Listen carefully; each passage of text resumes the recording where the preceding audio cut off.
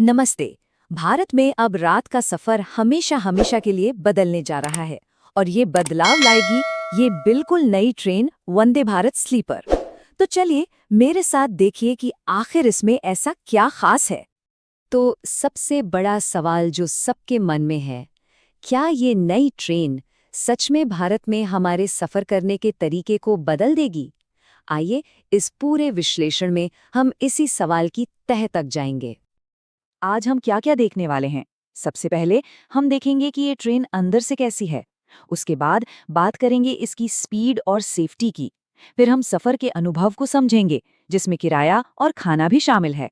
और आखिर में इसकी तुलना हमारी पुरानी राजधानी एक्सप्रेस से करके इसके भविष्य पर भी बात करेंगे। तो चलिए देर किस बात की, शुरू करते हैं इसका एक टूर और सबसे पहले देखते हैं कि आखिर ये ट्रेन अंदर से है कैसी और यात्रियों के लिए इसमें क्या-क्या सुविधाएं हैं। देखिए, इस ट्रेन की जो सबसे बड़ी खासियत है वो है इसका प्रीमियम फील।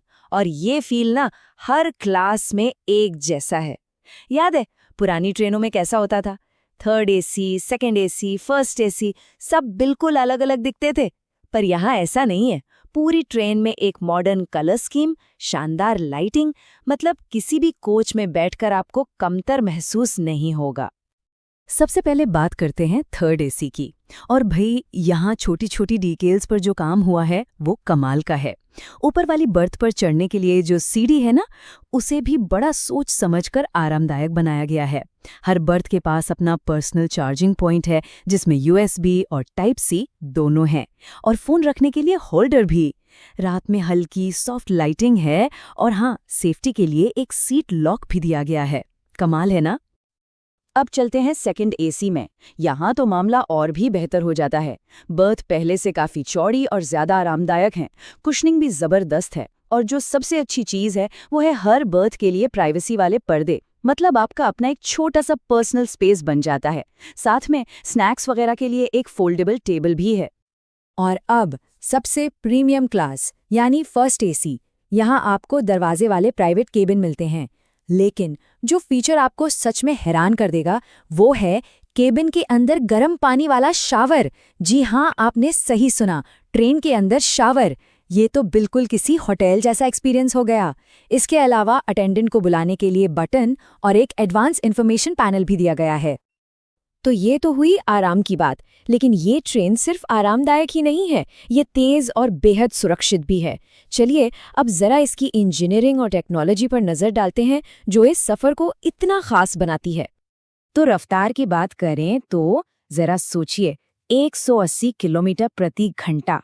जी हाँ, ट्रायल रन के दौरान इस ट्रेन ने ये स्पीड छुई है। ये इसे एक proper semi high speed train बनाती है। हाँ, ये बात जरूर है कि इसे डिज़ाइन तो 180 किलोमीटर प्रति घंटे के लिए किया गया है, लेकिन आमतौर पर ये 160 की स्पीड पर चलेगी। और जाहिर है असली स्पीड तो हमेशा की तरह हमारे ट्रैक्स पर ही डिपेंड करेगी कि वो कितनी रफ्तार झेल सकते हैं। अब बात सेफ्टी की, जो सबसे ज़रूरी है। यहाँ कई लेयर्स हैं। सबसे पहले टक्कर को रोकने के लिए हमारा अपना भारत में बना कवच सिस्टम। फिर आग से सुरक्षा के लिए एक एडवांस फायर डिटेक्शन सिस्टम है जो आग लगते ही उसे बुझा देता है। और हाँ, वो जो सफर में झटके लगते हैं ना, उनको कम करने के लिए इसमें स्पेशल कपलर और सस्पेंशन है, जिससे सफर एकदम मक्खन जैसा स्मूथ होता है। और जाहिर है हर कोच में सीसीटीवी कैमरे तो हैं ही। ठीक है, तो ट्रेन बढ़िया है, तेज है, सेफ है। लेकिन अब आते हैं उन सवालों पर जो हम सबके मन में होते हैं। किराया कितना होगा, खाना कैसा मिलेगा और टिकट कैसे बुक होगी। और बुकिंग के मामले में तो एक बहुत ही बड़ा, बल्कि कह सकते हैं कि एक क्रांतिकारी बदलाव है। सुनिए, इस ट्रेन में कोई आरएसी या वेटिंग लिस्ट का झंझट ही नहीं है। जी हाँ, सिर्फ और सिर्फ कंफर्म टिकट्स। मतलब जिस दिन बुकिंग खुलेगी आपको उसी दिन पता चल जाएगा कि आपकी सीट पक्की है या नहीं। ये इंडियन रेलवेज का एक जबरदस्त कदम है जो सफर की सारी अनिश्चितता ही खत्म कर देगा। अब अगर किराए पे नजर डालें तो इस सैंपल टेबल से आपको एक आइडिया मिल जाएगा। एक जरूरी बात और है, इसमें कम से कम 400 किलोमीटर का किराया लगेगा, भले ही आप सफर कम दूरी का कर रहे हों। खाने पीने का इंतजाम भी यहाँ बहुत दिलचस्प है। मेन्यू इस बात पर निर्भर करता है कि आप जा कहाँ रहे हैं। जैसे अगर आप हावड़ा से कामाख्या जा रहे हैं तो आपको मिलेगा ऑथेंटिक बंगाली खाना, बसंती पुलाव, संदेश। और जब आप कामाख्या से वापस हावड़ा आएंगे तो मेन्यू बदल जाएगा और आपको असम का स्वाद चखने को मिलेगा, जैसे जीरा राइस और नारियल की बर्फी। कितना बढ़िया आइडिया है। तो चलिए, अब हम इस विश्लेषण के आखिरी पड़ाव पर हैं। देखते हैं कि ये नई वंदे भारत स्लीपर हमारी आइकॉनिक राजधानी एक्सप्रेस के मुकाबले कहाँ ठहरती है और इंडियन रेलवेज के भविष्य के लिए इसके क्या मायने हैं। तो वंदे भारत स्लीपर और राजधानी में सबसे बड़ा फर्क क्या है? देखिए, वंदे भारत एक ट्रेन सेट है। आसान भाषा में कहें तो इसमें अलग से कोई इंजन नहीं होता, बल्कि हर कुछ कोच के नीचे अपनी मोटर होती है। इसी वजह से ये बहुत तेज़ी से स्पीड पकड़ती है और जल्दी रुक भी जाती है। वहीं राजधानी को एक पारंपरिक इंजन खींचता है।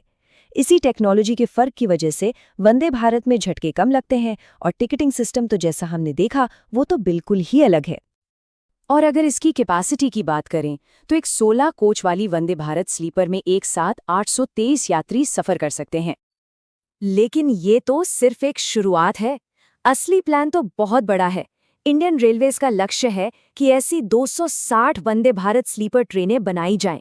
जरा सोचिए, ये पूरे देश के रेल नेटवर्क की तस्वीर ही बदल कर रख देगा। और इस ट्रेन के आराम का सबसे अच्छा सबूत एक व्लॉगर का अनुभव है। उन्होंने बताया, सफ़र इतना स्मूथ था कि मैं मालदा के बाद सो गया और मुझे पता ही नहीं चला। नींद बहुत ही आरामदायक थी। मतलब जो वादे किए गए हैं वो ज़मीन पर भी खरे उतर रहे हैं। तो हम वापस उसी सवाल पर आते हैं, क्या वंदे भारत स्लीपर सच में इंडियन रेलवेज का भविष्य है? देखिए, इसकी स्पीड, इसका आराम, इसकी सेफ्टी और इसका नया टिकटिंग सिस्टम, ये सब मिलकर रात के सफर के लिए एक नया स्टैंडर्ड तो सेट कर ही रहे हैं। अब इसका असली और दूर तक का असर क्या होगा, ये तो खैर आने वाला वक्त ही बताएगा।